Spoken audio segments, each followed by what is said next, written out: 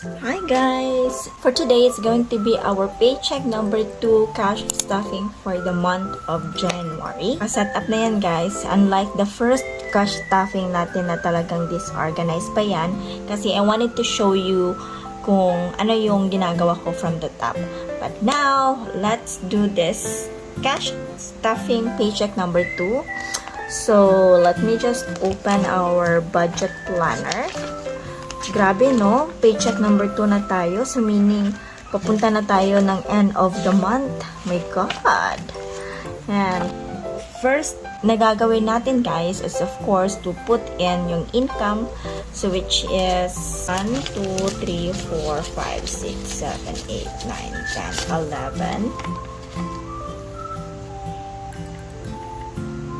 11. And then, 1, 2, 5. So, 2, 5 plus 1, 2, 3, 4, 5, 6, 7, 8, 9, 10.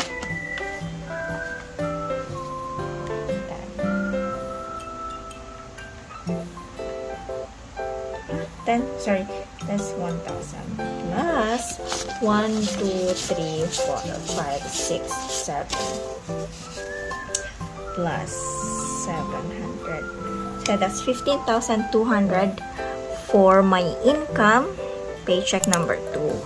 I'm also expecting another extra income for our event services, guys. But since hindi ko pa siya talaga nahawakan yung cash mismo, so, yun.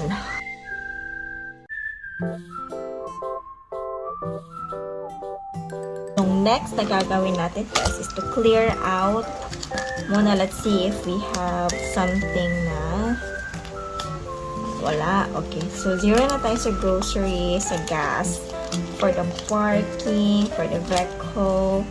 Oh, yung vitamins, guys, nakahiram nga pala ako ng 500 dito. So, let me just return it because it is supposed to be here. There. So, meron akong shopping na sinisave up because, as you all know, guys, I am planning to buy a DJI gimbal. I'm not sure if familiar kayo sa gimbal, but it's one of the things that I'm really liking the most na gustong bilhin. And then, I thought na it's only 5,000. But, when I saw the 5,000, it's the old version. And then, yung new version nila, which is yung DJI Gimbal SE6. Mas maganda yung feature na may bibigay niya. Kasi not only gimbal na siya, pwede na din siyang maging tripod. But, it's cost more. Kasi nga, bago, diba? So, it's 8,000. Not sure if I can buy it as soon because I don't have the money yet. Hinihintay kong bayaran ako ni YouTube para makabili ako noon.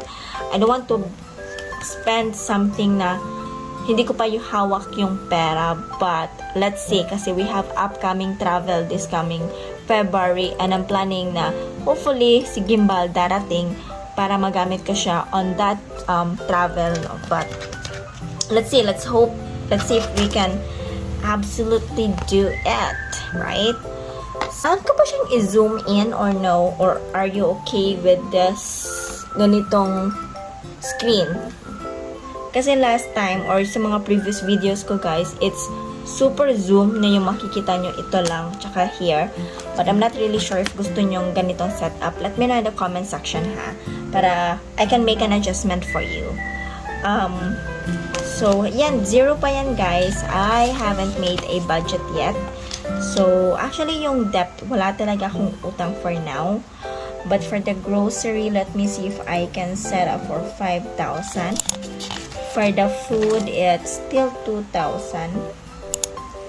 Gas, it's 5,000. And then this one is 1,000. 1,000 for the utilities. Medical, it's 500 and then 1,000. And then 1,000. Is so much. This one is 4,500, guys. So, okay. So, sa matotal ko siya. Actually, I do have an utang that's 750. 750 ba yun? Can't remember. guess 750. I'll go ahead and check. Let me see. Nandito yan eh. Sa credit card transaction ko mismo. Let me see. 730. Oh, okay. 700 na lang yung ilalagay. Kasi kukunin ko yung 30 pesos sa mismong cash na baon ko. Okay. That's 11,700. For the savings, I still haven't saved up pa talaga for Nika's birthday. So we have 4,000 for that. And another 5,000. So maybe that, okay, I'll do the saving later, guys. Supposed to be dapat ano. But again, I haven't saved up something for my little Nika or sa youngest ko for her birthday. And I have to save it up now for the January. So I'm making an exemption to not stick to this savings budget yet. Kasi I really have to save something for her birthday. So now, what I'll do is I'll just cash stuff what I have budgeted here, just for the debt 700. Okay, 700. No, I'll do this 700 here. And kung nakita niyo yung previous video ko, alam niyo kung anong cash ito. And this is supposed to be for the shoes na swipe ng partner ko. And that's 3 months to pay. We have already the amount saved here. It's just that in a 3 months to pay siya. So kaya nandyan siya. Yan, sa envelope na yan. Hindi siya pwedeng galawin because it's for the shoes. Para hindi kami mabigatan. Okay, so this is for the 700. There.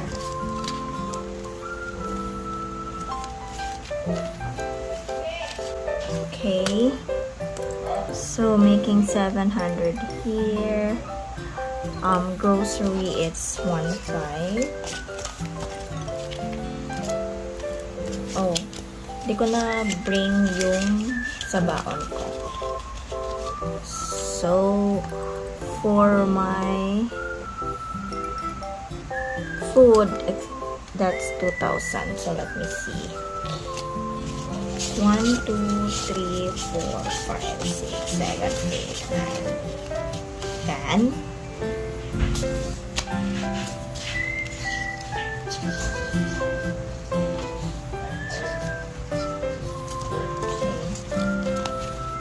So dito ko muna siya ilalagay, guys, sa aking okay, 2,000 for food allowance. Gas, it's the gas. Sorry. Gas, it's 1.5 for the gas. But I'm thinking na itong 1.5 na to, guys, so sobra. You know why? Kasi nga wala na sa office yung partner ko. Hindi na siya nag-office. Meaning, sa previous video ko na mention ko na he already nag-resign na siya because he needs to render the resignation kasi nga mag-abroad na siya, diba? So yun, I'm thinking na itong 1.5 na to sobra kasi yung 1.5 is for the allocation for both of us na nahatid sundo niya ako, tapos siya pupunta ng office. So, I'm thinking na siguro ito sa sobra ito for this future na ano. So, I'm gonna work on and see if this is still doable or I need to make an adjustment for the gas. And then for the public of parking transportation, this is there. Okay. 1,000. And then for the utilities, this is 2,000.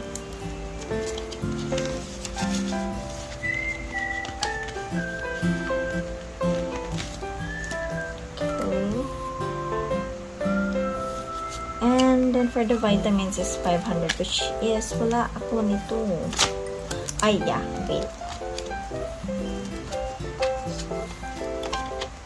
So, yan kang mamshi. Lagay ko muna dito. Vitamins. 1, 2, 3, 4, 5. Okay.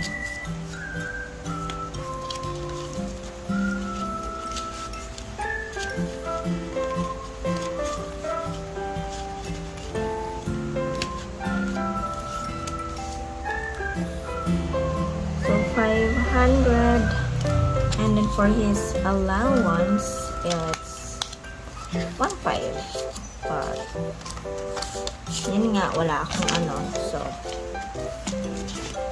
I'll just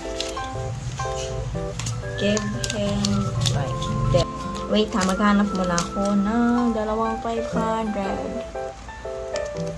Okay. Wala eh, 5, 6, 7, 8, 9. Oh, okay. Here.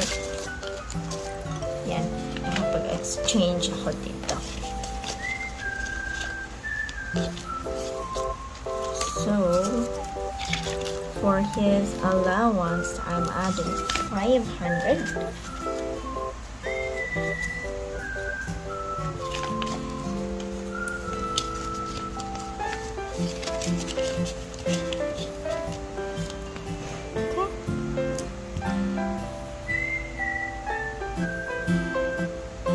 Then for the miscellaneous, it's 1,000.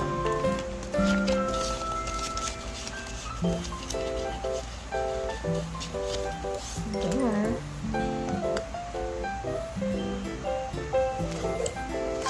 So 1, 2, 3, huh? Okay. 3, 5. 3, 5. Lagay ko siya dito.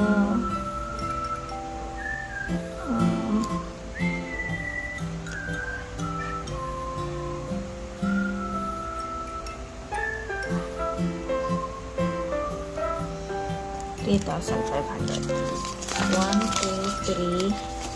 1, 2, 3, 4, 5. 6. Oh, okay. I'm just gonna put that away. Wait lang ha.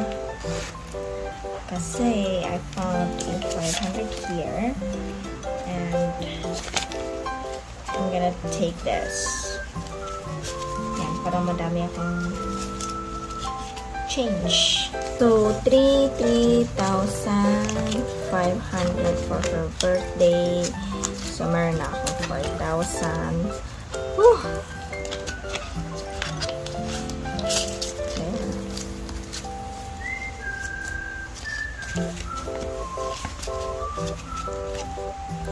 There. Oh, okay. Itong 100 na to, guys, I can see, I noticed na kulang ito ng there. So, do next, ladies and gentlemen, is okay, I'm done with that. So what I'll do next is I'll have to total this. Okay, let me just total. I think they're all the same naman, no? So 11,700. And then next is I'll do the income, savings, and then expenses. This is the actual. So the actual is 15,200.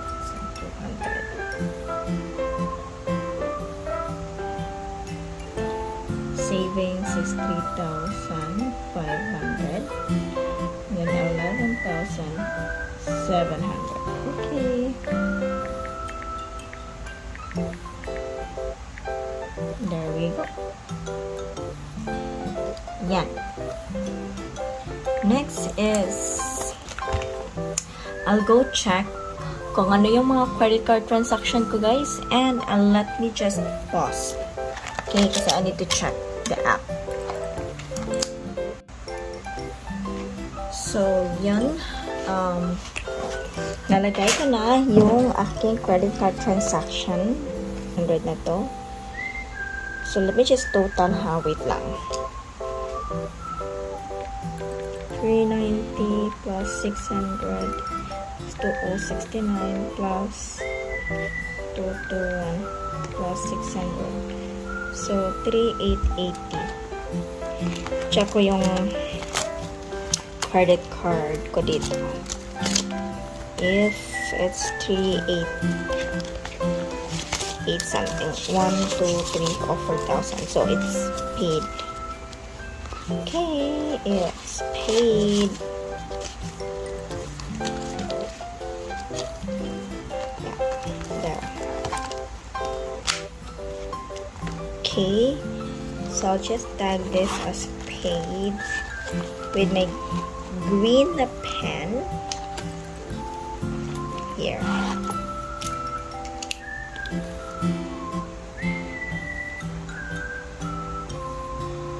Netflix is $549.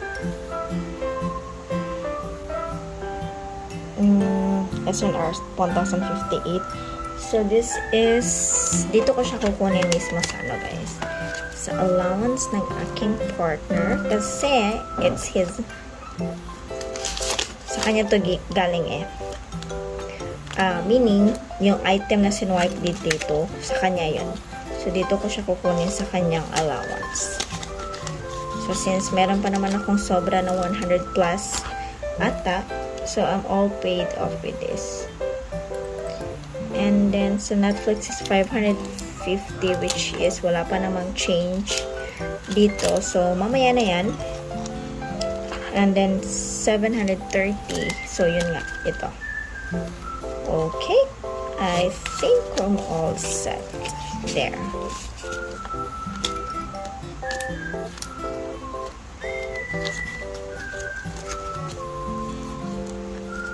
Ganyan lang yan.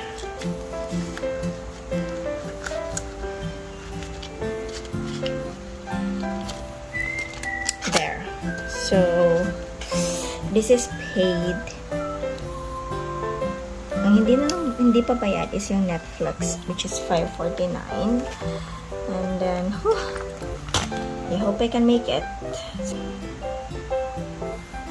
Yep, I think I'm all set. So that's all, guys. Thank you so much for joining me in today's video. I will be seeing you on our next one. Thank you. Bye.